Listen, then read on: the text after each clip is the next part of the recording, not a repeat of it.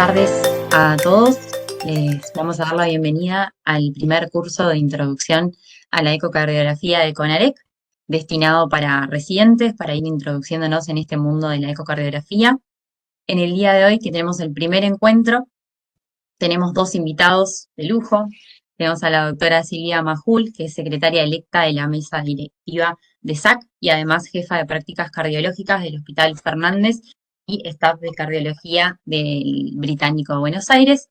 Y de Río Negro tenemos al doctor Ezequiel Zuluaga, jefe de unidad de cuidados especiales y staff de ecocardiografía del EVEN Salud y además docente universitario de la Universidad Nacional del Comahue. Muchas gracias por estar hoy con nosotros y acompañar a los residentes, que vamos a tener dos residentes en una primera instancia, a Pablo Jacome, que es residente de segundo año del Sagrado Corazón.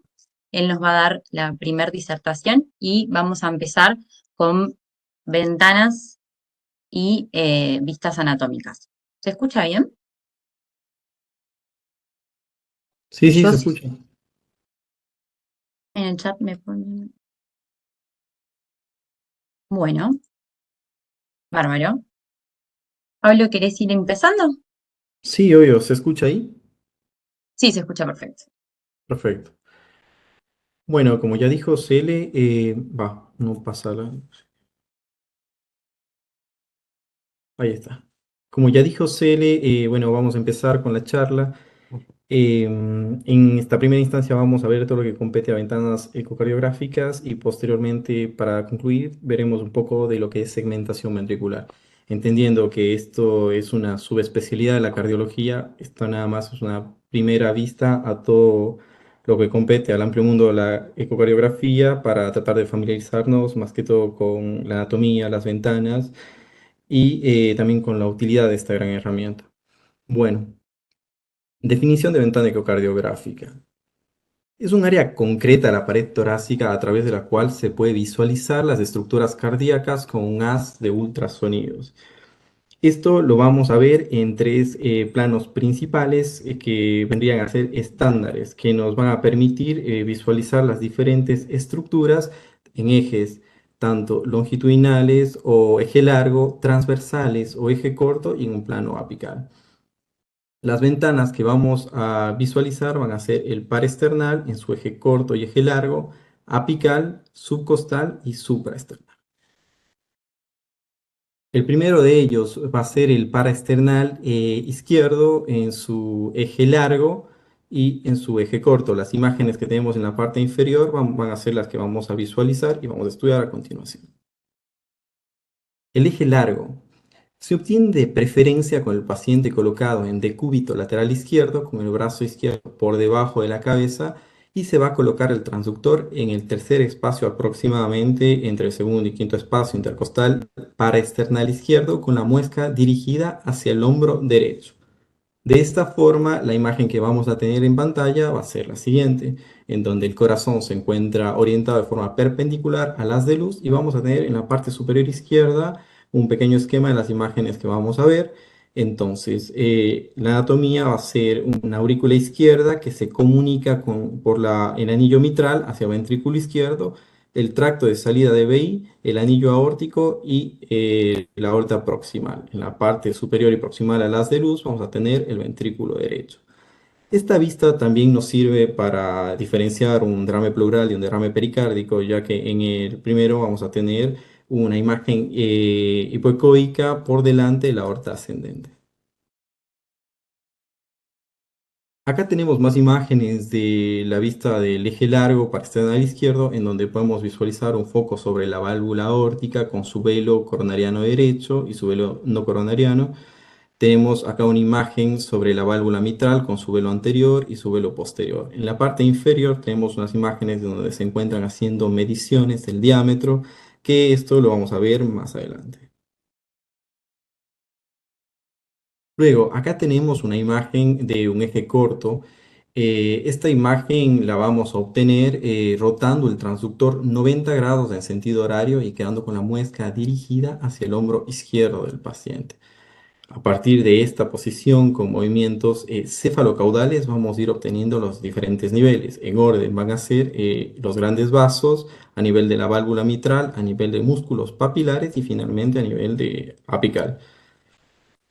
En la primera de estas imágenes, siendo el corte más basal, vamos a tener la ventana de grandes vasos, en donde vamos a observar principalmente la válvula mitral, con su típica disposición en Y, que hace referencia a las válvulas cuando se encuentran en coaptación, cuando se encuentran cerradas.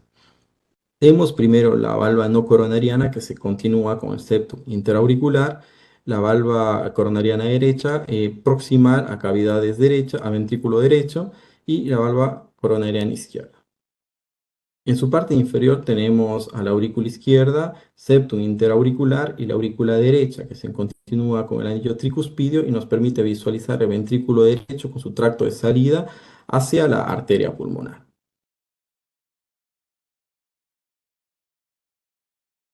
Luego tenemos a nivel de válvula mitral, en donde vamos a obtener la imagen de la válvula mitral con su valva anterior e inferior, dividida en pistones 1, 2 y 3, y sus segmentos en la valva anterior, segmento 1, segmento 2 y segmento 3. El siguiente nivel va a ser a nivel de músculos papilares. Tanto este nivel como a nivel apical son vistas muy útiles, más que todo para observar la motilidad del ventrículo, que lo vamos a estudiar más adelante cuando veamos segmentación ventricular. Esta se encuentra dividida en su cara anterior, lateral, inferior y septal, que como dije lo vamos a ver más adelante. Acá vemos la imagen del músculo posteromedial y anterolateral. Acá también podemos verla, ambas imágenes, el anterolateral en hora 3 y el posteromedial en hora 8.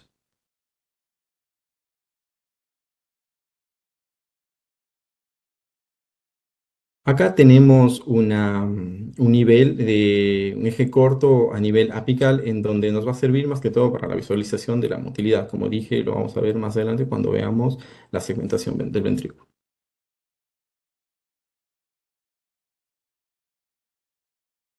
Hasta ahora vimos el eje, el nivel paresternal en su eje largo cuando se encuentra hacia el hombro derecho y en su eje corto apuntando hacia el hombro izquierdo en los diferentes niveles, grandes vasos, válvula mitral, músculos papilares y en el segmento y a nivel apical. Ahora vamos a pasar a las vistas apicales, en donde vamos a obtener, al igual que en el anterior, diferentes cortes que van a llevar su nombre de acuerdo a la cantidad de cavidades que nosotros podamos observar. El primero de estos va a ser cuatro cámaras, en donde vamos a obtener a nivel los planos apicales, los cuales se obtienen colocando el transductor a nivel de choque de punta, aproximadamente en el quinto espacio intercostal, con la muesca dirigida hacia la axila izquierda. Vamos a obtener las siguientes imágenes. En la parte inferior tenemos un esquema que nos muestra las diferentes estructuras que vamos a visualizar. La aurícula izquierda, el septum interauricular, aurícula derecha, que comunicados con sus ventrículos por la válvula, el anillo mitral, el anillo tricuspidio, y en la parte inferior tenemos el ventrículo izquierdo, septum interventricular y el ventrículo derecho. Esta imagen, al igual que el eje largo, nos va a permitir valorar diámetros, motilidad y función del ventrículo izquierdo. También nos permite valorar la presencia o no de hipertrofias a nivel septal o de las paredes libres del ventrículo.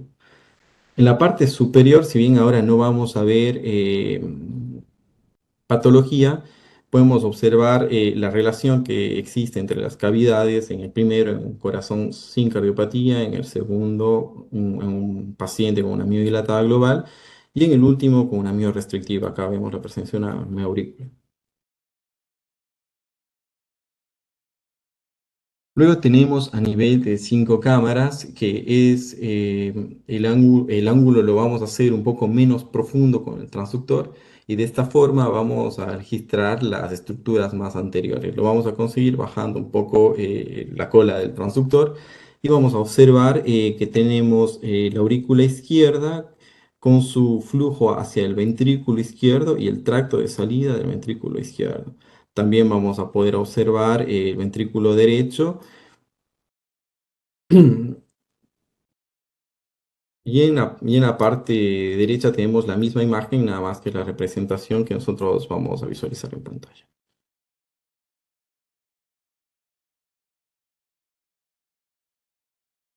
Posteriormente, para conseguir la imagen apical de dos cámaras, vamos a girar el transductor en sentido antihorario, es decir, hacia la parte izquierda 60 grados. Esto va a excluir la aurícula derecha y el ventrículo derecho y nos va a permitir obtener una imagen de dos cámaras en la cual visualizamos la aurícula izquierda que se comunica a través del anillo mitral al ventrículo izquierdo, quedando las partes anteriores y la parte posterior posible de valoración, especialmente lo que compete a la motilidad, diámetros y función del ventrículo. Luego, para tener una imagen de tres cámaras, vamos a rotar el transductor 60 grados en sentido antihorario o 120 grados desde el cuatro cámaras para obtener la siguiente imagen, que va a ser básicamente el paraesternal izquierdo en eje largo, pero lo vamos a obtener desde otro punto de vista. Nos va a servir para observar las estructuras que vimos anteriormente, aurícula izquierda, anillo mitral, que se va a continuar con el ventrículo izquierdo, tracto de salida del VI y la válvula y la aorta proximal. Esta imagen junto con la otra nos va a permitir valorar diámetros, motilidad y función del ventrículo y, perdón, es importante también para valorar la presencia o no de aneurismas, trombos a nivel apical.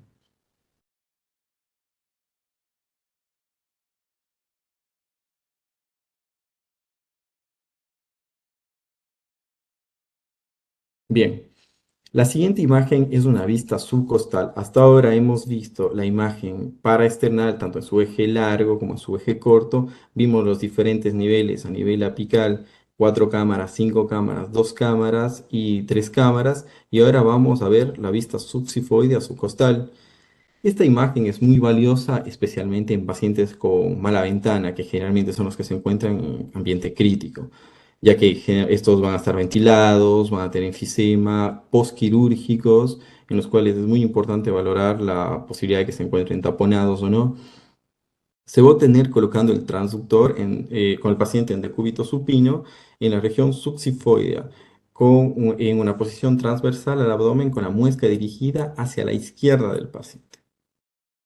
En esta posición vamos a observar una imagen de cuatro cámaras en donde vamos a poder visualizar una aurícula izquierda, el septum interauricular, aurícula derecha, ventrículo derecho, septum interventricular y ventrículo derecho. Es importante recalcar que en esta ventana se pueden realizar cualquiera de las otras imágenes que vimos anteriormente, pero requiere un poco más de experticia. Luego tenemos que en esta ventana también podemos tener una vista de la vena cava inferior. Lo vamos a lograr girando el transductor hacia dirección cefálica y con una leve inclinación apuntando el transductor hacia el hígado. Acá lo que vamos a obtener es la vena cava inferior, en donde podemos valorar la colapsabilidad de la misma y también la respuesta a líquidos, muy importante cuando recuperamos pacientes en unidad coronaria.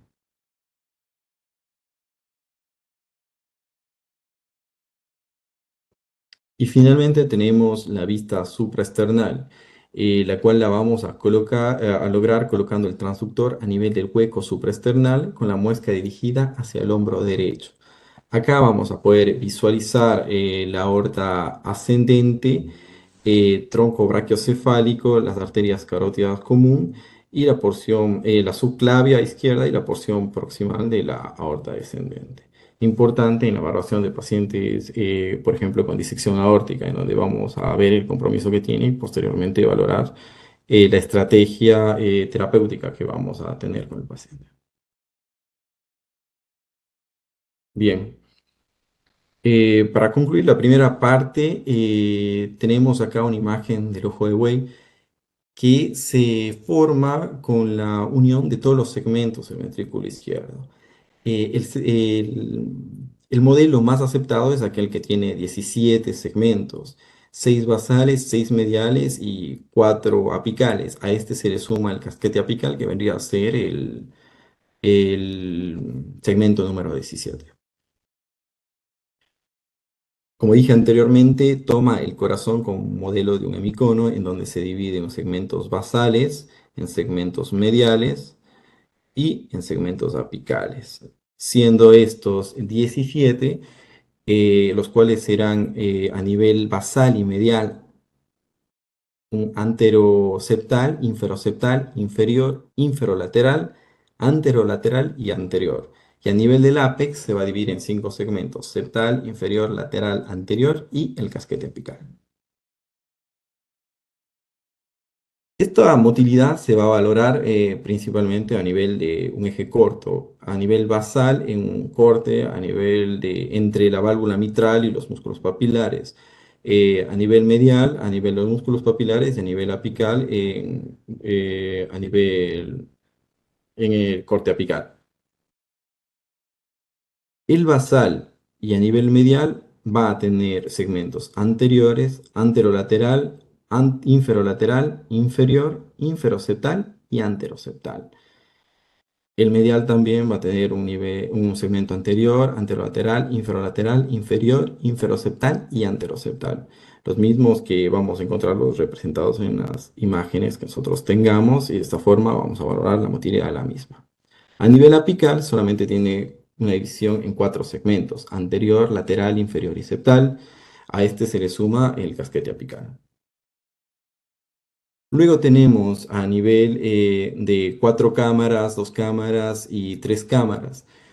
Para entender un poco cómo se encuentra segmentado este, tenemos una imagen en la parte inferior en donde nos muestra por dónde se encuentra realizado el corte. En el primero, en el 4 cámaras, tenemos que el corte atraviesa el segmento anterolateral y va hacia inferoseptal.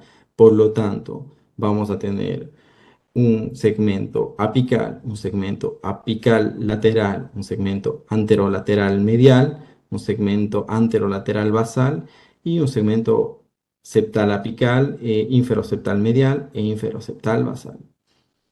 El 2 cámaras, por otro lado, atraviesa el segmento anterior hacia el segmento inferior. Por lo tanto, vamos a tener un nivel apical y vamos a tener un apical anterior, un anteromedial, un anterobasal, un apical inferior, un inferomedial y un inferobasal. Por su parte, el paraesternal eje largo, también conocido como el 3 cámaras, que sería una vista apical, va a atravesar a nivel anteroseptal hacia inferolateral. Por lo tanto, vamos a tener un segmento apical anterior, anteroseptal medial, anteroseptal basal, un apical lateral, inferolateral medial y un inferolateral basal. En esta imagen, más de lo mismo, tenemos la unión de todos los segmentos que mencionamos anteriormente. Y acá en la parte final tenemos una imagen en donde vemos todos los segmentos del ventrículo, en donde se encuentra representada la irrigación de cada arteria. Em, y eso sería todo. Muchas gracias. Buenísimo, Pablo. Muchísimas gracias por tu presentación. Fue muy clara. La verdad es que nos trajiste varias vistas de las clásicas, de las que deberíamos, una vez que empezamos a agarrar el ecógrafo, pararnos enfrente e intentar hacerlas y de manera rutinaria tratar de llegar a obtener esas imágenes. Pero, como ya los expertos saben, por primera vez empezar a practicar estas imágenes no es sencillo para llegar a esas imágenes tan bonitas que él presentó. ¿Y qué tips ustedes le recomendarían a alguien que recién está empezando para poder llegar a tener una buena ventana y cumplir con algunos objetivos de cada uno?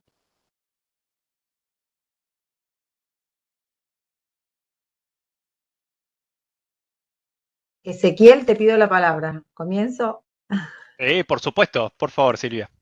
Bueno, buenas tardes a todos. En primer lugar, gracias a CONAREC por la invitación y en especial a Celeste, que está coordinando este encuentro. Y bueno, y todo un placer compartir también con Ezequiel los comentarios, ¿sí? y felicitarlo también a Pablo porque ha sido muy claro y muy conciso en la explicación de cada una de las vistas, que por sobre todo genera algo muy bueno que es motivar a los otros, porque cuando alguien te explica algo difícil, uno cree que eso no lo va a poder hacer. Y Pablo fue muy claro y lo explicó como si cualquiera de nosotros, sin que hayamos leído ningún libro de ecocardiografía, nos va a dar ganas de tomar el transductor y ponernos a mirar. ¿Qué tips darles? En primer lugar, esto, de perder el miedo.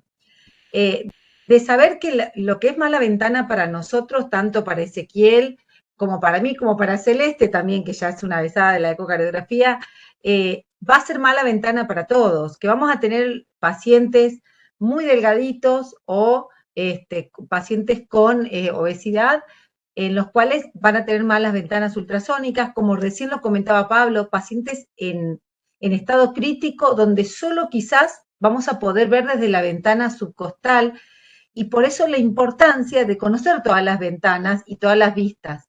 Si uno toma un libro de ecocardiografía, va a ver que hay más de 35 vistas descriptas, y uno ahí como que se marea, dice, todo eso tengo que aprender.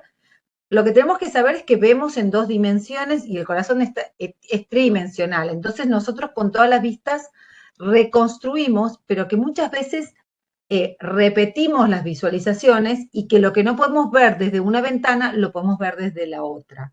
Entonces, el primer concepto es lo que es mala ventana para uno, generalmente va a ser mala ventana para otros, que todos tenemos una curva de aprendizaje como en todo, en la vida,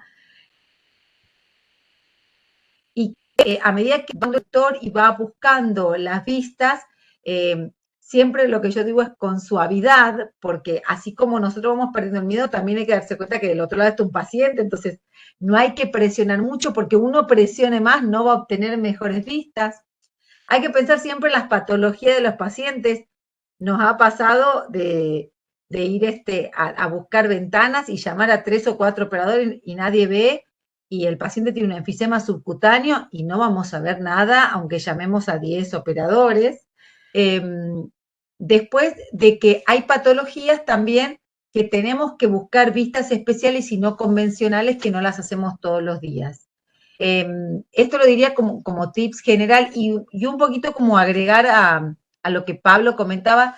Siempre hay que tener en mente que, y Pablo lo dijo también en su presentación, es qué estructuras veo en cada vista y para qué me sirve. O sea, en las vistas donde yo veo bien el septum interauricular y el septum interventricular son las vistas que me van a servir para buscar las soluciones de continuidad, cuando haya una CIB o cuando un paciente tenga una CIA, un foramen oval permeable.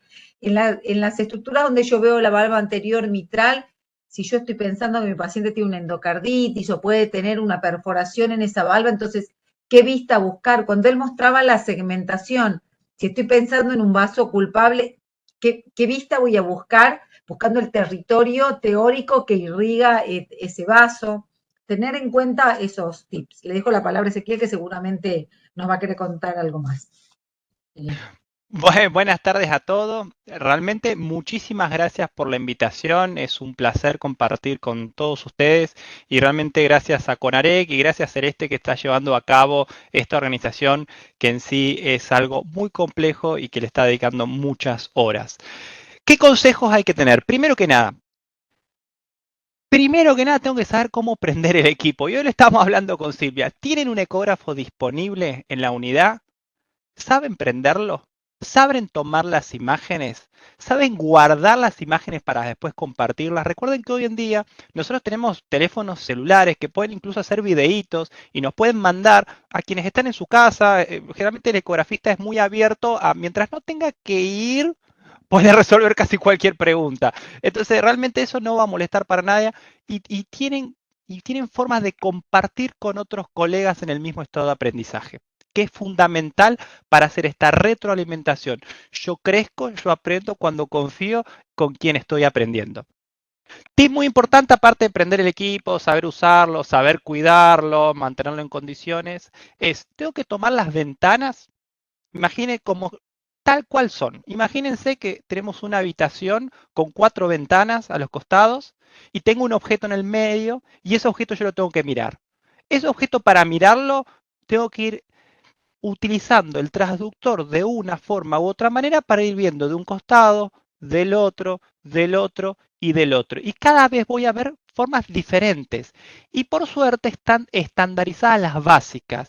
Y las básicas tienen tanto nivel de estandarización que es casi como manejar, salvo en autos automáticos, que voy haciendo primera, segunda, tercera, cuarta. Entonces voy par external eje largo, par external eje corto, apical, 4, 2, 3 cámaras, susifoideo, eje largo, eje corto, supraclavicular. Más o menos es la secuencia. ¿En quién voy a hacer en secuencia? En pacientes los más normales posible. Y creo que acá reside uno de los principales consejos. Nosotros somos seres visuales. Miramos, aprendemos muchísimo mirando. Tenemos gran definición de colores, gran definición de graduación del mismo color. Entonces tenemos que mirar, antes veíamos en colores y ahora vamos a ver en escalas de grises. Mientras más miremos pacientes normales, mejor voy a poder diferenciar cuando no es normal. ¿Voy a encontrar pacientes normales en la unidad coronaria? La respuesta es no. Muy pocos pacientes normales van a unidad coronaria, prácticamente ninguno. Voy a encontrar pacientes normales más bien en una sala general. Puedo trasladar y volver. Unidad coronaria, claramente como lo dijo Pablo, incluso la presentación está buenísima. Guarden y tomen foto de las imágenes que les parece que a ustedes le van a servir estando al pie de la cama del paciente. Guárdenla, yo tengo una carpeta de mi familia, tengo una carpeta de la residencia y tengo una carpeta que dice ecocardiografía. Y ahí guardo todas estas análisis y digo, che, no me acuerdo qué evalúa era. Bueno, me fijo, no hay ningún problema.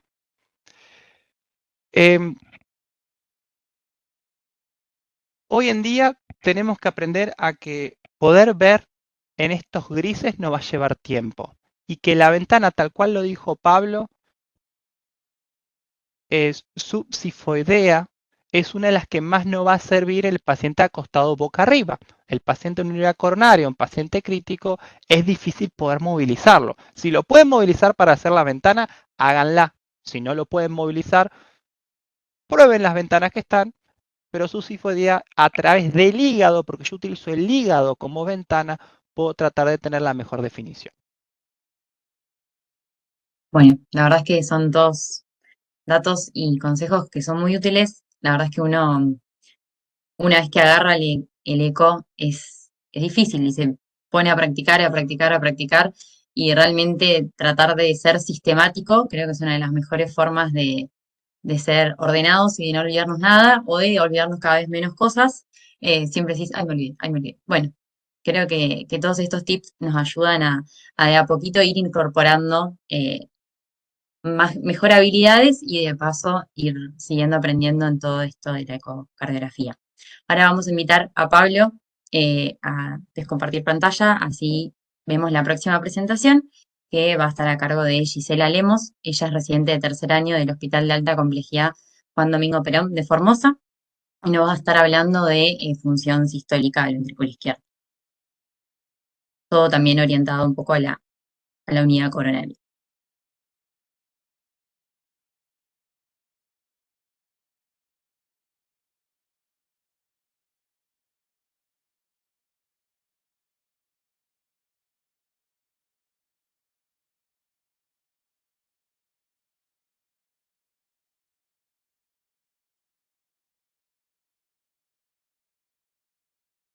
Gisela, estás muteada.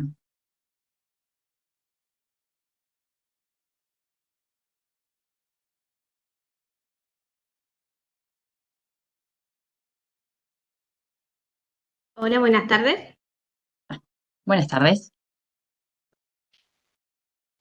Mi nombre es Gisela Lemos, soy residente del Hospital de Alta Complejidad del Servicio de Cardiología y voy a hablar de función sistólica del ventrículo izquierdo en el ecocardiograma.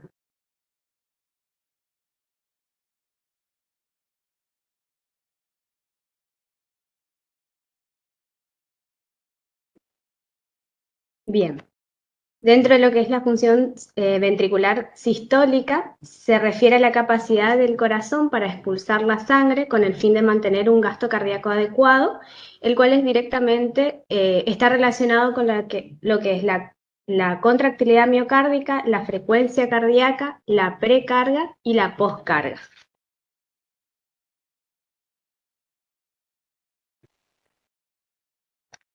Es el principal marcador pronóstico. El ecocardiograma es el estudio aislado con mayor capacidad para diagnóstico y seguimiento de los pacientes con compromiso de la función ventricular izquierda y es el más utilizado para medir fracción de eyección. Es un método no invasivo y accesible y de bajo costo. Tenemos diferentes parámetros que lo vamos a ir nombrando durante la presentación, índices isovolumétricos y índice también de fracción de eyección. Esto lo vamos a ir nombrando y comentando de a uno. Tenemos la excursión sistólica del plano del anillo mitral hacia el ápex, donde vamos a ver una imagen, una vista apical de 4 cámaras, donde vamos a utilizar el modo M que puede ir tanto a nivel lateral como septal, hacia el anillo mitral. Si es septal, tenemos normal como mayor a 10 y lateral mayor a 16. Tenemos limitaciones para este método que es la fibrilación auricular.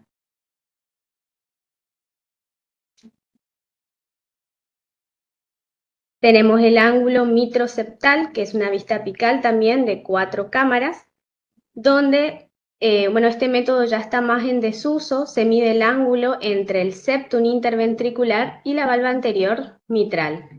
Un ángulo mayor a 30 grados significa una FEI menor al 50. También tiene limitaciones como la insuficiencia aórtica y la estenosis mitral.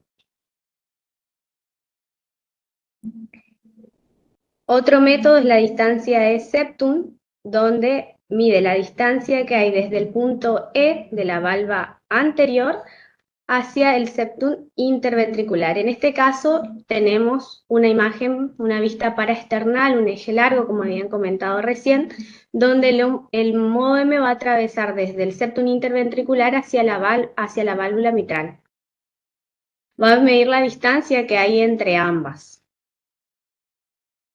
Tenemos un valor normal menor a 7 milímetros, donde vamos a ver en la primera imagen una distancia de septum de 5, que estaría dentro del rango normal, y tenemos mayor a 7 milímetros, ya una FEI deteriorada menor al 50%, o mayor a 20 milímetros, como en el caso de la segunda imagen, donde vamos a tener una FEI menor al 30%.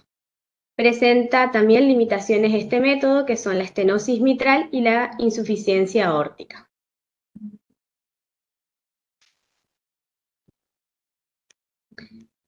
Tenemos la distribución espacial de flujo por Doppler Color, donde vamos a tener una imagen también apical de 4 cámaras y vamos a ver el trazado Doppler Color tanto en diástole como en sístole.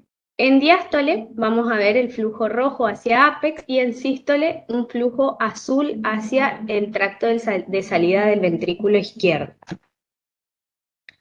En este caso, lo que se acerca hacia el traductor es lo que vamos a ver de color rojo y lo que se aleja del mismo es de color azul. En caso de tener un movimiento lento, circular o antihorario, ya con una mezcla de ambos colores, estaríamos hablando de un Doppler Color anormal.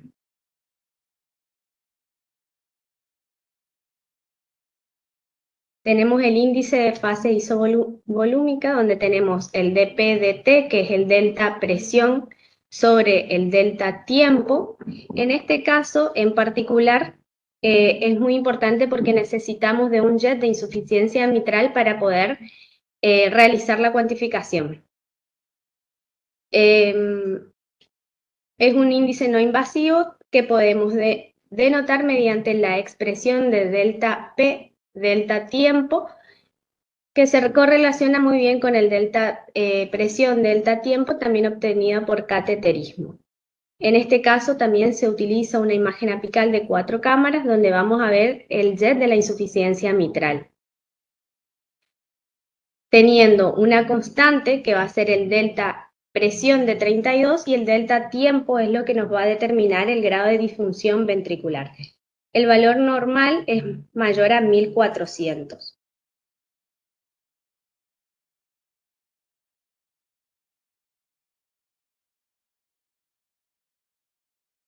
Dentro de lo que son los índices eyectivos, perdón, me salté.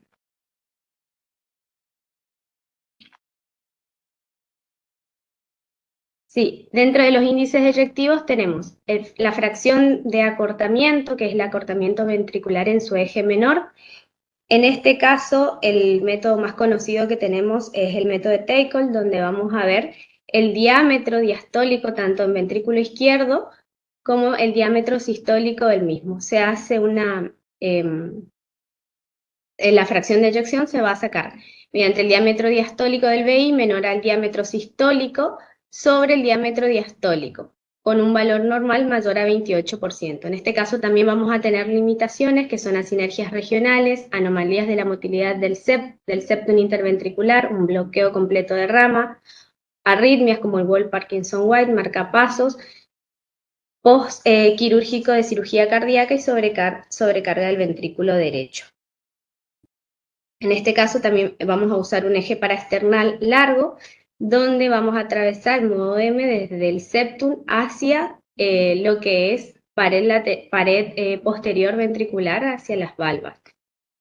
Vamos a trazar tanto la medición del diámetro diastólico y sistólico para poder calcular.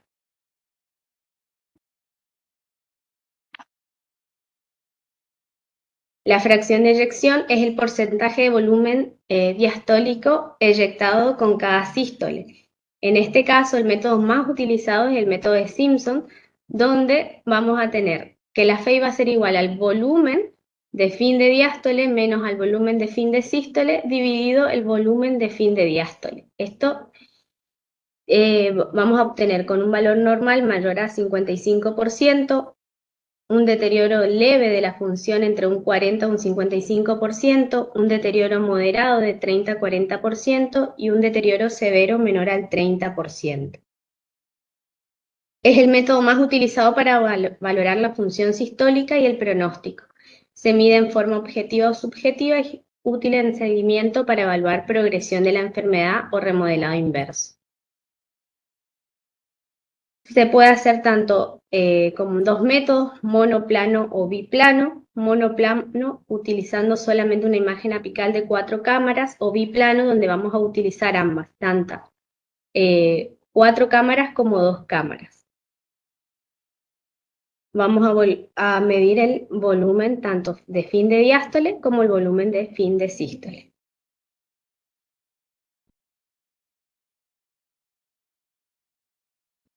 Entonces, en conclusión, dentro de los métodos obtenidos para la fracción de eyección, vamos a tener formas directas de estimación del volumen ventricular y formas indirectas de la misma, o estimativas a partir de otros métodos ecocardiográficos, que fue lo que fui nombrando a medida que fuimos viendo la presentación.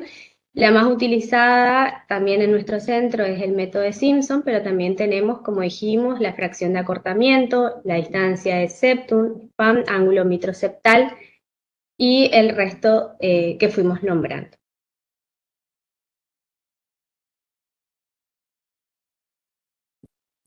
Gracias. Bueno, Gisela, muchas gracias por tu presentación, muy buena, nos hiciste un resumen de qué herramientas tenemos para evaluar la función sistólica y un poco preguntarles a ambos y también invitar a los asistentes si quieren hacer alguna pregunta por el chat. Pensando en esto que mencionaba Ezequiel, que los pacientes justamente en una unidad coronaria no son normales, son bastante complejos, más allá de en el momento de adquisición de las ventanas, sino también al momento de intentar cuantificar esa función sistólica. ¿Qué límites, además de los que mencionó Gisela, pensando en un síndrome coronario agudo, en un paciente post cirugía cardíaca, vamos a encontrar y cuáles serían los que podemos acudir con mayor, no solo facilidad, sino que sea más redituable para tomar decisiones? Y ahí también en el chat nos preguntan si podemos explicar el cálculo del DPDT.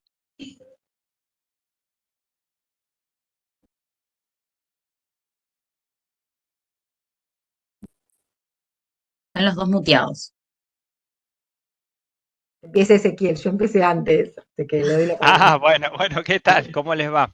Bueno, Bien, dale. Gisela, muchas gracias por la presentación. Realmente ha sido muy clara y nos ha aportado herramientas, yo creo, fundamentales para poder responder una de las preguntas que nos permiten comunicarnos con todo el mundo. Porque quien no sabe cardiología, no sabe nada. Electro no sabe nada. Nada, sáquenselo.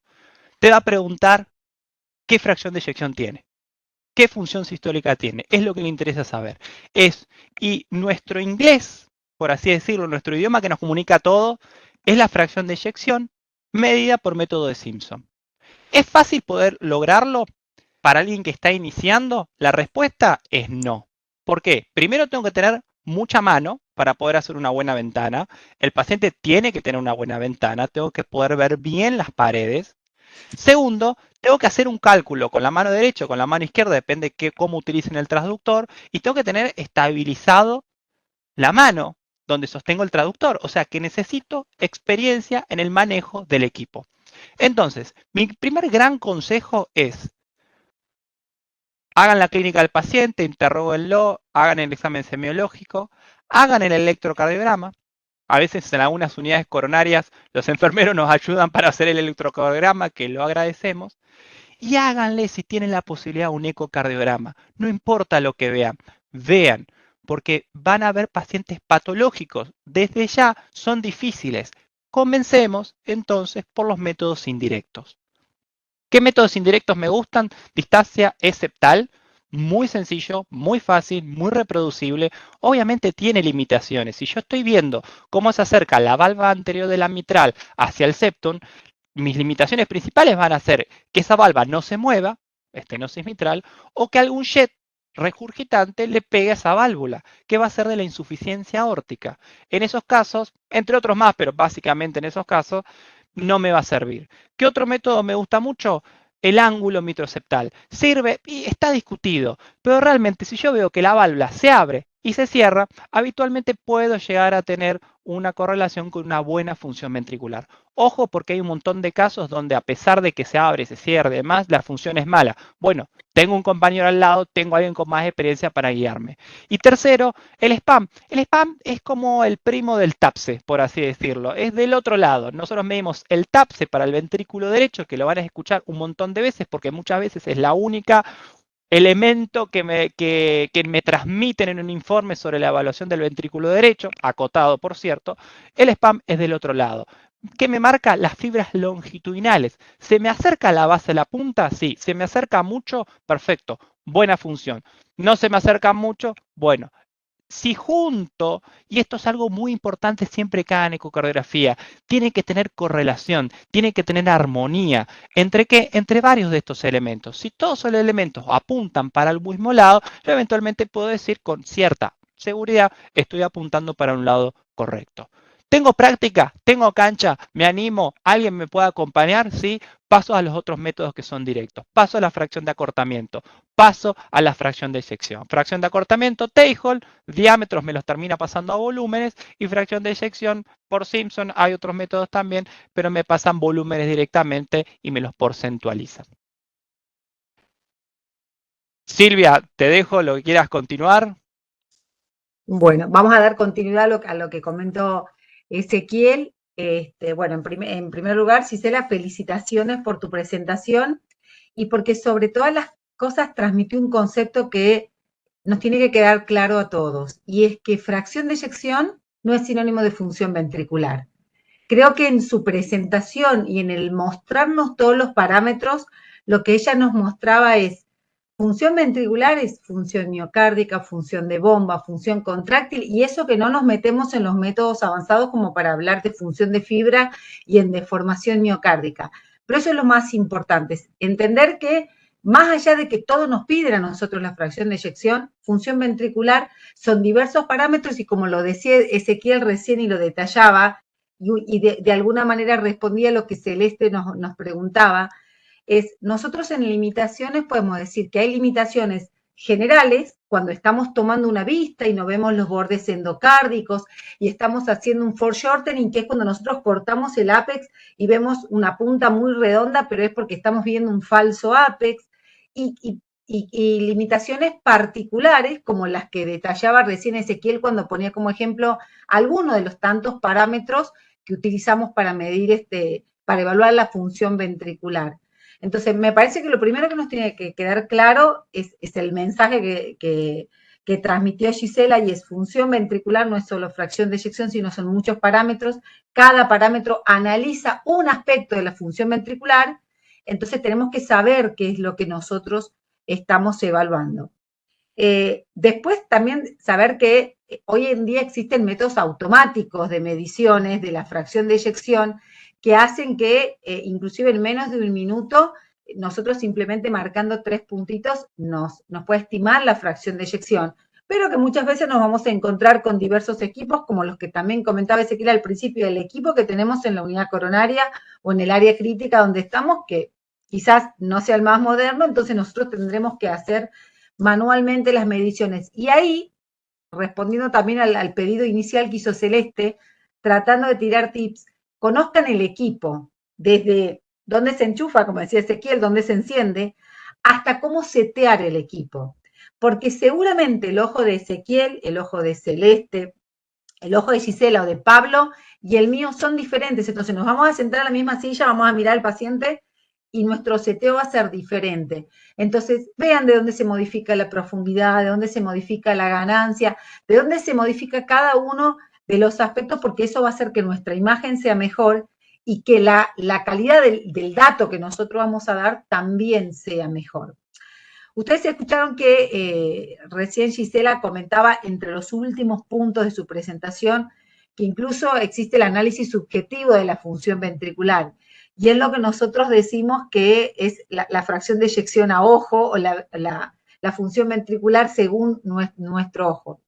Eso se logra después de medir muchísimas veces. Nosotros sabemos que la ecocardiografía es más cualitativa y semi-cuantitativa que cuantitativa. Tenemos métodos que son los gold estándar para medir volúmenes y fracción de eyección, que no es justamente la ecocardiografía, sino, por ejemplo, la resonancia magnética.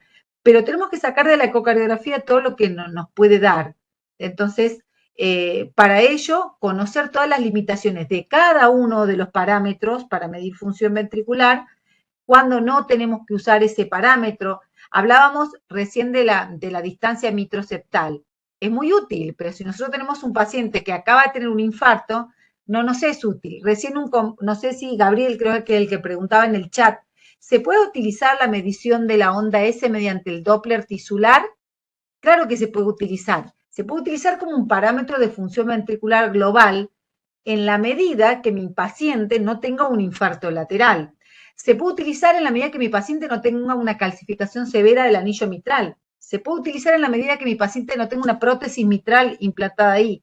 Se puede utilizar siempre y cuando yo me pueda alinear correctamente, porque no se olviden que es una variante del Doppler pulsado. Entonces, si yo no estoy bien paralelo a la pared, seguramente la señal espectral que voy a obtener no va a ser óptima y voy a estar subestimando la función ventricular de mi paciente, ¿sí? Y no sé si querés contestar, Ezequiel, o contesto un poquito el tema del cálculo de la DPT. Sí, por favor. Dale. Siempre recuerden que a veces para poder hacer algunas mediciones tenemos que tener ciertos parámetros que nos permiten hacer esas mediciones. Necesitamos tener la presencia de una insuficiencia mitral y para ello tenemos que tener la señal espectral de la insuficiencia mitral y medir tanto a 3 como a 5 metros por segundo cómo se modifican esos parámetros. Es muy difícil explicarlo hablando y no explicarlo ya sea en una pizarra o con un gráfico, pero en cualquier libro e incluso en cualquier tutorial de ecocardiografía pueden encontrar de cómo medir la DPT a través del jet de la insuficiencia mitral, que también se puede medir en la función del ventrículo derecho a través de la insuficiencia tricuspidia como un parámetro de función ventricular. Agregando, Silvia, con el cálculo de PDT, lo que uno Sí. tiene que como comprender de que en realidad esto lo que está haciendo es viendo a la insuficiencia mitral como parámetro de cuánto aumenta la velocidad, cuán rápido es la velocidad para aumentar la pendiente. Si la velocidad es rápida, eventualmente la función es buena. Si la velocidad es muy lenta, quiere decir que llega mucho más tardía a ese acme, a esa punta, entonces la función es cada vez peor. Voy a agregar también una página de internet que la vaya a poder, ahí lo comparto en participantes, así lo pueden ver. Es una página de internet que realmente usamos mucho para poder explicar, porque es como una especie de pequeño simulador de ventanas. Así que pueden entrar ahí y realmente pueden elegir la ventana que ustedes quieran ver, van a ver que el corazón está en 3D y lo van a poder ir modificando y realmente pueden permitir ver de una forma más estructural y un poco más moderna, a ver cómo es que voy cambiando la ventana y qué es lo que voy viendo en el corazón. Así que se las dejo compartida, espero que sea una de utilidad. Bueno, muchas gracias. La verdad es que muy buenos los aportes y cómo fueron respondiendo a todas las preguntas. No sé si alguien más quiere hacer alguna pregunta en el chat, pero bueno, ya como estamos cerca de ir terminando el primer encuentro, quiero más que nada agradecer primero a los invitados que se tomaron el tiempo terminando el día de compartirnos. La verdad es que los residentes cuando estamos en etapa de formación, justamente somos acompañados y guiados por personas que nos van transmitiendo toda su experiencia de la mejor manera posible para que la podamos ir incorporando. Y la verdad es que justamente eso es lo que hicieron hoy, una vez más, con todos los residentes que se conectaron. Así que muchísimas gracias. También felicitar a los residentes, tanto a Pablo como a Gisela, porque en nuestro poco tiempo aún así decidieron afrontar este mini desafío que les salió muy bien y los felicito. Y también agradecer a la SAC que nos prestó la plataforma para poder conectarnos, dado que la verdad es que hubo muchos inscriptos. Así que muchísimas gracias a todos y los esperamos el 23 y el 30 de agosto con el segundo y el tercer encuentro de este curso de introducción. Gracias a ustedes.